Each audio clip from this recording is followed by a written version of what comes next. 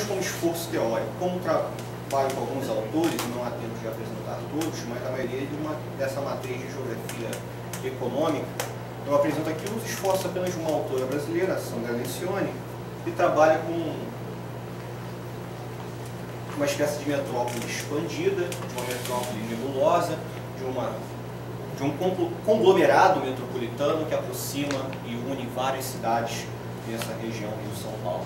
Mas com uma megalópole, ela chama de nebulosa metropolitana, e é algo que muito traz consigo as ideias que eu desenvolvo aqui, porque essa nebulosa metropolitana envolve áreas que, evidentemente, não são densificadas em sua urbanidade. Estariam ali, por exemplo, Paracambi, Seropédica, que tem uma dimensão urbana muito diferente. Então, se pensarmos que nós vivemos tempos de uma nebulosa, que tem certeza já pode ser expandida em diversas frentes ali, chegar até Campos, possivelmente, é difícil saber hoje o que não é metrópole no estado do Rio de Janeiro, por exemplo, que não pertence aos rebatimentos da metrópole, mas a ideia de nebulosa me permite pensar qual o papel dessa região da Baixada e, mais especificamente, respeitando aqui a ausência dos esforços do André, que não pôde estar presente, essa região que eu tenho essa sub-área que eu tenho estudado como extremo oeste metropolitano. Sei que autores como Soja, Eduardo Soja, o saudoso Eduardo Soja, ele tem esforços mais recentes, mesmo alguns mais clássicos, sobre as cidades de borda, as cidades que ficam ali como uma espécie de colchão amortecedor e que permitem a criação de eixos, vamos chamar de eixos de desenvolvimento urbano para populações de classe média alocarem, uma espécie de pós-metrópole, de uma metrópole que surge para além de sua centralidade máxima. Autores essa geografia californiana tem sido muito pródiga em oferecer esses estudos que mostram a função de um cinturão para uma classe média que não aguenta mais o ritmo da metrópole, particularmente californiana, né, a metrópole de Los Angeles. Também há um grupo de autores europeus, eu vou citar apenas um também, para não ser desprestigioso com outros, apenas um que eu tenho algum contato, um bom contato, um professor que eu tenho grande estima, chamado José Alberto Rio Fernandes, que trabalha com a suburbanização, e que também é um termo difícil no uso do Rio de Janeiro, porque o termo subúrbio ele foi raptado ideologicamente, como já nos explicava o Nelson Fernandes, também saudoso.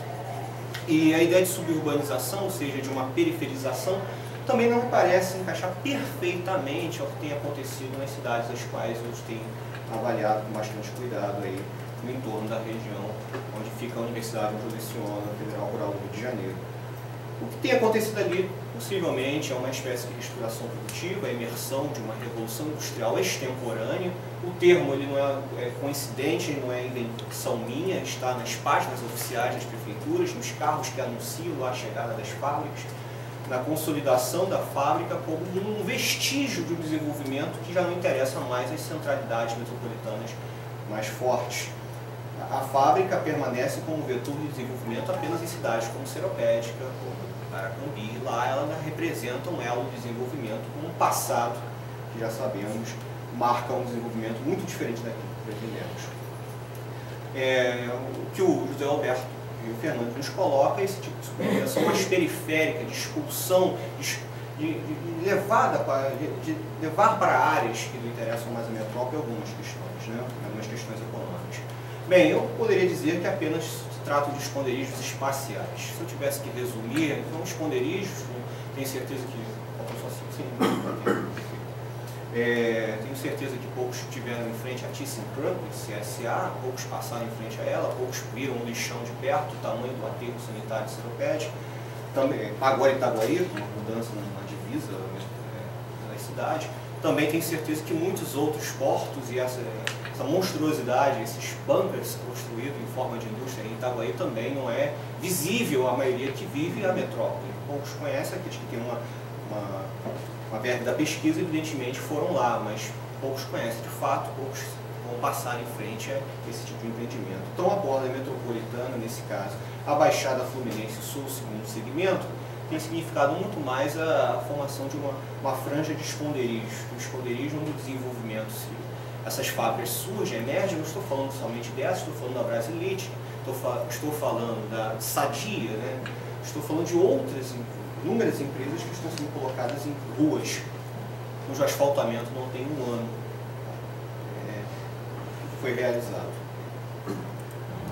Esse é o extremo oeste metropolitano e são essas cidades que tem dedicado, e eu poderia incluir aí Mangaratiba no próximo, apesar da realidade ser bem diferente. Conheço um pouquinho, tenho feito alguns campos junto aos alunos nessas cidades, tudo mais, não há tempo de expor, mas o processo tem suas semelhanças de um novo tipo de distrito industrial, não mais nas bases mais clássicas, mas um distrito industrial, em alguns casos mais clusterizados, mais compostos, todos eles sustentáveis, alguns condominiados. O condomínio industrial talvez seja o exemplo mais acabado e perfeito dessa reestruturação territorial produtiva, com capital imobiliário compondo a própria forma de produção.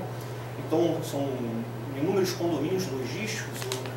Toda vez que eu falo de logística, a gente vê o quanto o território é pouco viscoso em relação às camadas sociais, ou seja, que dali a passagem o mais rápido possível. Quanto maior a velocidade, quanto menos você vê o que há na paisagem, melhor a logística. Quanto menos você vê a cidade, melhor é o caminho que você tem como logística. Então, existe uma revista chamada Logística, a revista mais importante nesse campo, que dedicou uma capa seropédica, ou seja, é a cidade que você pode acelerar ao máximo sem ver ninguém, com arco, com Dutra, com uma série de rodovias, e com 3 condomínios logísticos e mais 4 prometidos, ou seja, você vai lá, se esconde, coloca lá, é apenas uma cidade de galpões. Melhor impossível, né?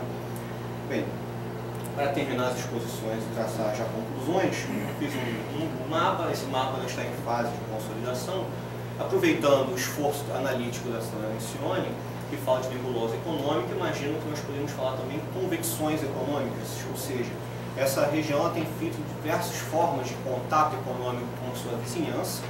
O exemplo poderia ser a própria área ali de Santa Cruz, Campo Grande, do oeste da cidade do Rio de Janeiro, em que se dá em diversas escalas, tanto em escalas maiores, ou seja, de empresas trocando mercadorias, alguns exemplos, mas também na escala, não vou ficar tratando apenas de uma espécie de capitalismo nas estrelas, e também daquele sujeito que passou a pegar o ônibus e trabalhar em Japeri, uma espécie de contrafluxo daquilo que tradicionalmente a gente pensa como região metropolitana.